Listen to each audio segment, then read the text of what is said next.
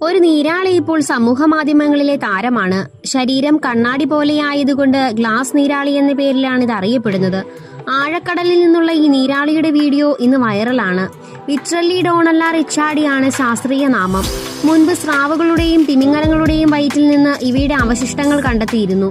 സമുദ്രനിരപ്പിൽ നിന്ന് 3280 മുതൽ 9800 അടി വരെ താഴെയായിട്ടാണ് ഇവ അധിവസിക്കുന്നത്. 1/2 മീറ്റർ വരെ നീളം വരാം. കൊഞ്ചുകളും കക്കകളുമൊക്കെയാണ് ആഹാരം. വംശനാശം നേരിട്ടുകൊണ്ടിരിക്കുന്നവയാണ് ഈ നീരാളികളെന്നാണ് ഗവേഷകർ പറയുന്നത്. സുതാര്യ ശരീരമുള്ള ഗ്ലാസ് നീരാളികളെ പറ്റി പണ്ട് മുതൽ തന്നെ പഠനങ്ങൾ നടന്നു വന്നിരുന്നു. ഷ്മിറ്റ് ഓഷ്യൻ ഇൻസ്റ്റിറ്റ്യൂട്ടിലെ ഗവേഷകർ മുൻപ് പസഫിക് സമുദ്രത്തിൽ ഗ്ലാസ് നീരാളിയെ കണ്ടെത്തുകയും ചെയ്തിട്ടുണ്ട്.